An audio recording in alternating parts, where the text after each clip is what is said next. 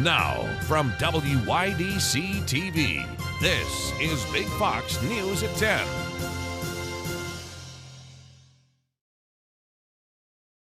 Thanks for joining us. I'm Anna Manuel.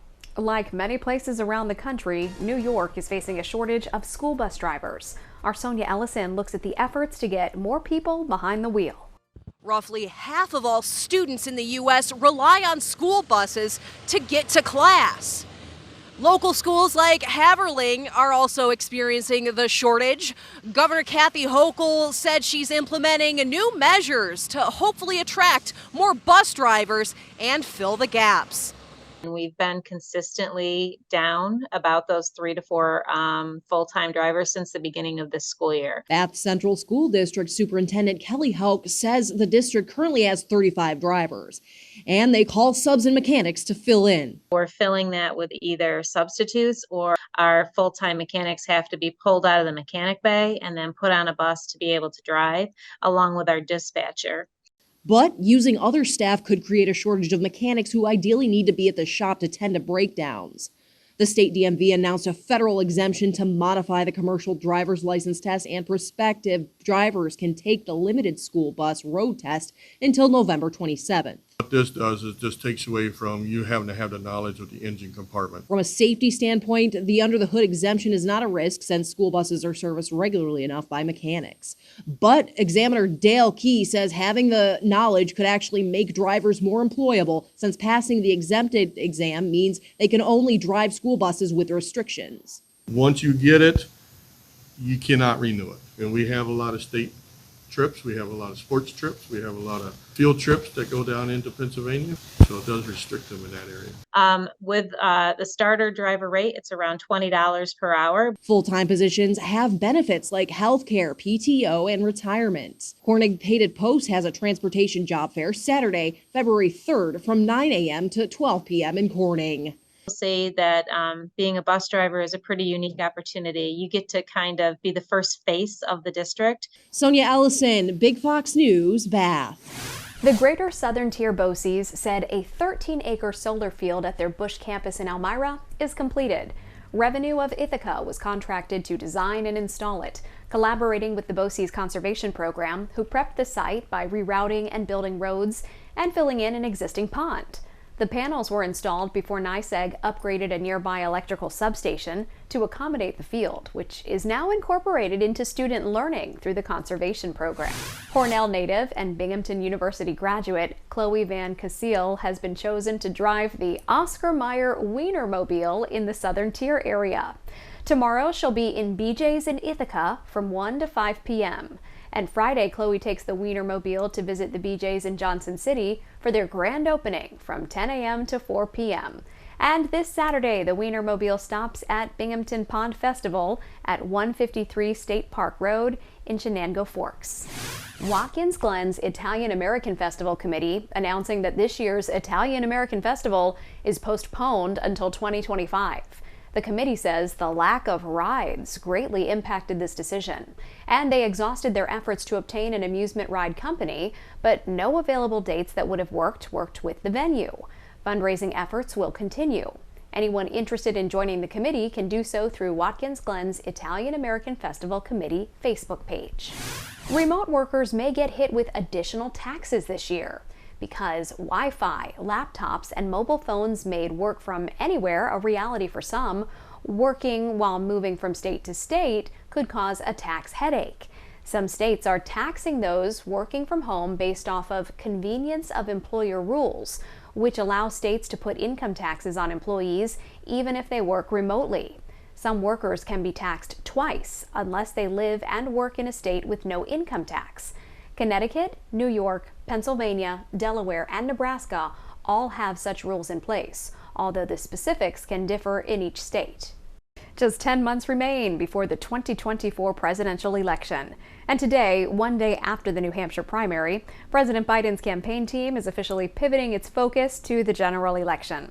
Alexandria Hoff has the latest. President Biden, ramping up his re-election campaign, worked to win over the support of blue-collar workers Wednesday, delivering a keynote address at the annual United Auto Workers Convention in the nation's capital. Look, I kept my commitment to be the most pro-union president ever. I'm proud you have my back.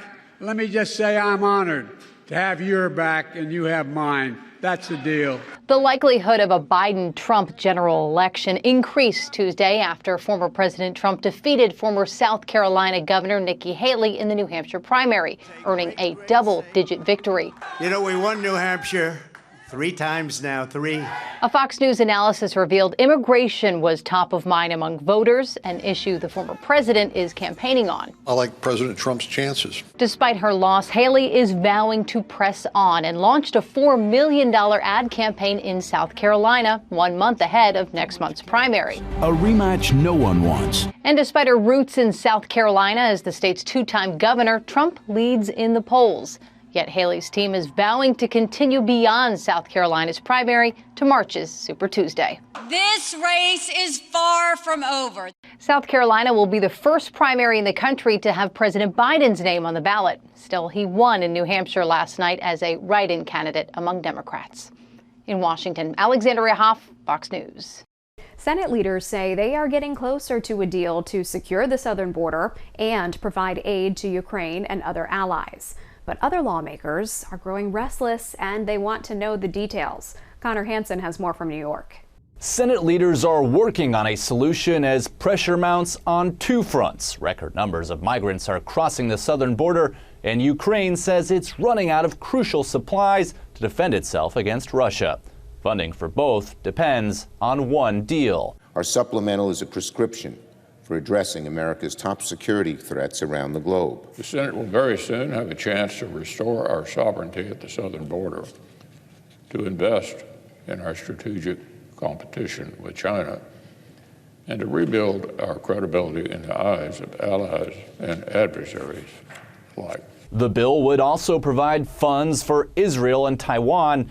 Other lawmakers say they're waiting to see what's in the deal and want time to review it before a vote. As these negotiations have been between a small group of people, and so there's been a lot of speculation. What's in it, what's agreed to, what's not agreed to. Lawmakers on both sides of the aisle say it's past time to fix issues at the border. The Senate and Congress have to deliver on a comprehensive border security situation. We should, absolutely. And I don't understand why it would be controversial to think that we should have a secured border. I believe that you've got to rise above the political rhetoric and save people's lives. For the first time since Russia invaded Ukraine, the U.S. does not have funds to send more aid. In New York, Connor Hansen, Fox News. We're breaking down your forecast after the break. And ahead, how to protect yourself from carbon monoxide poisoning when the cold moves in. Now, your Twin Tiers forecast from Big Fox.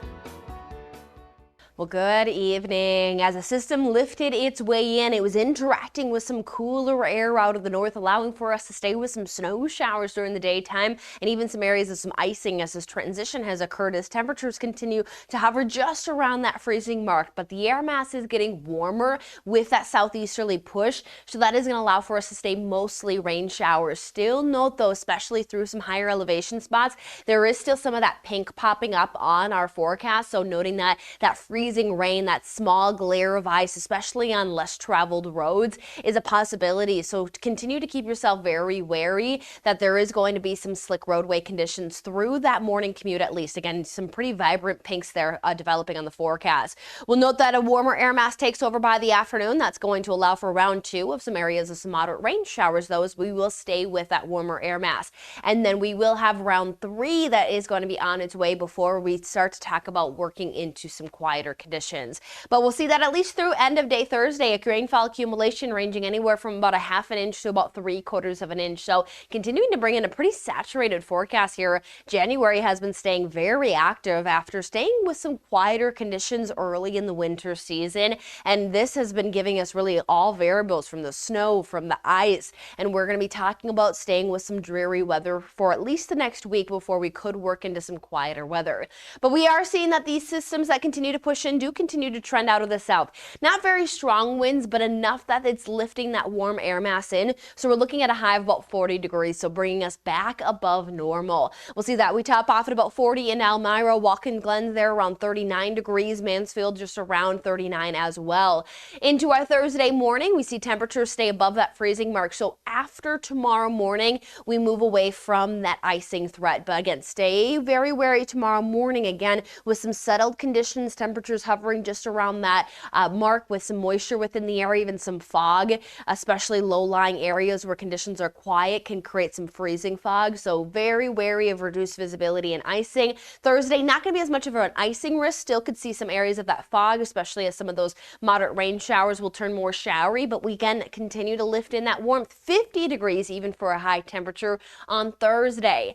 Now, Thursday, we continue that southerly flow, but then it starts to switch Friday into Saturday, and we do bring a quick round of some cooler winds out of the north, even some strengthening there on Sunday, and that is going to push those temperatures down with a frontal system passing on by. So as rain showers come to an end into Friday, we hang on to about 51, and then that northerly wind Saturday into Sunday does push in that cooling, could allow for a little bit of some wintry mix with some precipitation on Sunday. So again, keeping an eye on some rain to snow there, and then we'll get a little cooling, but there will be a turnaround that we'll be watching for late next week.